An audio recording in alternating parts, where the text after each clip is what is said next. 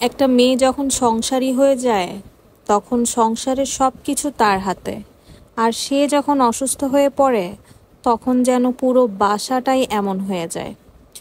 আমি নিজে গাছের পরিচর্যা করি, আমি অসুস্থ, আমার গাছগুলো, আমার বারান্দা কি অবস্থা হয়ে আছে দেখেন, পুরো বাসাটাই। এটা তো শুধুমাত্র একটা ঝলক। আমি যে পায়ের অ্যাক্সিডেন্টটা করেছি, 1.5 মাসের মতো সময় আমার জীবন থেকে কেড়ে নিয়েছে এই অ্যাক্সিডেন্টটা। আপনারা তো সবাই আমার ভালো মন্দ সব কিছুই দেখেন, আমি আমার ব্লগে শেয়ার করি। তো এই অ্যাক্সিডেন্টটা যেহেতু আমার জীবনের একটা অংশ, এটা আপনাদের সাথে তো আমি শেয়ার করেছি কিভাবে অ্যাক্সিডেন্টটা করেছিলাম। তো প্লাস্টার তো দিয়েছিল, প্লাস্টারের পাশাপাশি এই স্টিকটা হয়েছিল আমার সাথী। আমি বুঝতেই পারিনি যে আমাকে যে 2বার প্লাস্টার করতে হবে। আমি ভেবেছিলাম যে 14 দিন প্লাস্টার করি হয়তো বা আমি ঠিক হয়ে যাব। তো 14 দিন পরে প্লাস্টার খোলার পরে এভাবে ব্যান্ডেজ করে রেখেছিলাম। তো ডাক্তার তো আমি 2-3টা দেখিয়ে ফেলেছি। আপনাদের সাথে আমি আর কি আমার কিছু এই সময়গুলোর ফুটেজ নিয়ে একটা ছোটোখাটো ভিডিও বানালাম। আসলে এই সময়টাতে তো ভিডিও ব্লগ কোনো কিছুই আমার পক্ষে করা পসিবল হচ্ছিল না। সিনেমার এই দৃশ্যটা দেখে আমার মনে হচ্ছিল যে আমি কবে এভাবে দৌড়াতে পারবো।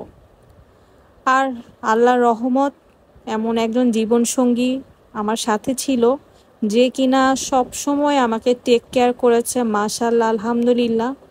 এই যে আমার দ্বিতীয় প্লাস্টারের সময় আমি সারাক্ষণ শুয়ে বসেই থাকতাম, আপনাদেরকে ওভাবে আমি কোনো ব্লগ উপহার দিতে পারিনি।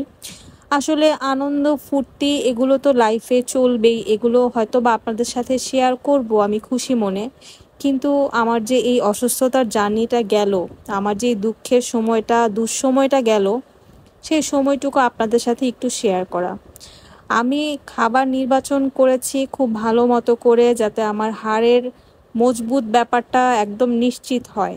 তো সেভাবে আমি সব খাবার খেয়েছি, যদিও খাবার সব বাইরে থেকে আনা হতো, রান্নাবান্না তো করার কোনো স্কোপই ছিল না। হঠাৎ করে 1-2 দিন আমি এভাবে বসে বসে একটু কাপড় ভাঁজ করছিলাম আর ভাবছিলাম যে পুরো সংসারটা আমার কেমন লণ্ডভণ্ড হয়ে আছে, যেখানে কিনা সব কিছু আমার দিকে তাকিয়ে আছে যে আমি কবে সুস্থ হব আর কবে সব কিছু আমি ধরবো। যাই হোক, সুন্দর একটি সকাল আবার শুরু হবে আমার জীবনে। আমি এখনও মোটামুটি অসুস্থ আছি, সবাই আমার জন্য দোয়া করবেন যাতে আমি আবারও আপনাদের মাঝে সুন্দর সুন্দর ব্লগগুলো নিয়ে আসতে পারি। হয়তোবা একটু ব্রেক পড়বে। এই যে আমার দ্বিতীয় প্লাস্টার খোলার পরে পায়ের এই অবস্থা। সবাই ভালো থাকবেন, সুস্থ থাকবেন।